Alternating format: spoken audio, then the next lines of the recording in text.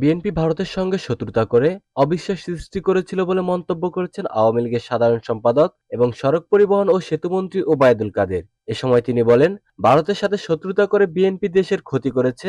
অপরদিকে আওয়ামী লীগ সরকার ভারতের সাথে বন্ধুত্বপূর্ণ সম্পর্ক রেখে দেশের স্বার্থ রক্ষায় কাজ করে যাচ্ছে। ওবায়দুল কাদের গত শনিবার বিকেলে মোহাম্মদপুরের গজনবী রোডে ঢাকা মহানগর উত্তর আওয়ামী লীগ আয়োজিত শান্তি ও উন্নয়ন সমাবেশে প্রধান অতিথির বক্তৃতায় এসব কথা বলেন। এ সময় তিনি আরো বলেন, আমরা বন্ধুত্ব চাই, শত্রুতা আমাদের অনেক ক্ষতি করেছে। আমরা সে অবস্থায় আর ফিরে যেতে চাই না। আমরা অনেক কিছুই ভারতের কাছ থেকে আদায় করতে পেরেছি। ভারত বিরোধিতা বিএনপির দ্বিচারিতা, তারা নিজেরাই যে ভারতের দালাল, এর অসংখ্য উদাহরণ রয়েছে।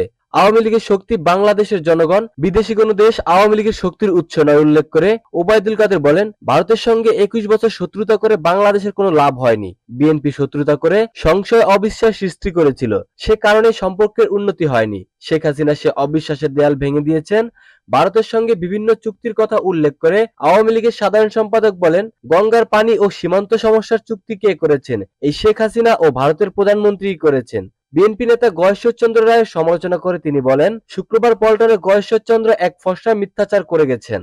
গয়েশ্বরবাবু এতদিন কোথায় ছিলেন প্রশ্ন রেখে আওয়ামী লীগের সাধারণ সম্পাদক বলেন, মাথায় উঠেছে গান্ধী টুপি, এখন শুরু করেছেন ভণ্ডামি। গয়েশ্বর পল্টনে দাঁড়িয়ে আওয়ামী লীগকে ভারতের দালাল বলায় ওবায়দুল কাদের বলেন, এই অপবাদ তো আইয়ুব খান ও ইয়াহিয়া দিয়েছে। নির্বাচনে ৪২% লোক ভোট দিয়েছে উল্লেখ করে ওবায়দুল কাদের বলেন, শেখ হাসিনার উন্নয়ন অর্জনকে স্বীকৃতি দিয়েছে বাংলাদেশের ৪২% ভোটার। এই নির্বাচনে কোনো প্রাণহানি ঘটেনি।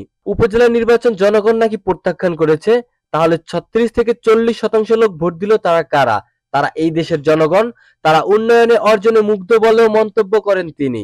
দণ্ডিত পলাতক আসামি তারেক রহমান যতদিন বিএনপির নেতৃত্বে থাকবে ততদিন দলটি সংসদে যেতে পারবে না বলে মন্তব্য করছেন আওয়ামী লীগের সভাপতিমণ্ডলীর সদস্য কামরুল ইসলাম। তারেক রহমানের কারণেই দলটির নেতারা হতাশায় ভুগছেন বলে মন্তব্য করেন তিনি। এ সময় তিনি আরো বলেন, আন্দোলন ও নির্বাচনকে ঠেকাতে ব্যর্থ হয়ে বিএনপি আবারও দেশে বিশৃঙ্খলা ও সন্ত্রাস সৃষ্টির পায়তারা করছে। অরাজকতা সৃষ্টির চেষ্টা ও কোনো বিশৃঙ্খলা মেনে নেওয়া হবে না বলে হুঁশিয়ারি দেন এই নেতা। বিএনপির প্রতি প্রশ্ন রেখে আওয়ামী লীগের যুগ্ম সাধারণ সম্পাদক মাহবুবুল আলম হানিফ বলেন, কিসের আন্দোলন করতে চান? সরকারের পরিবর্তন নির্বাচনের মাধ্যমে সম্ভব।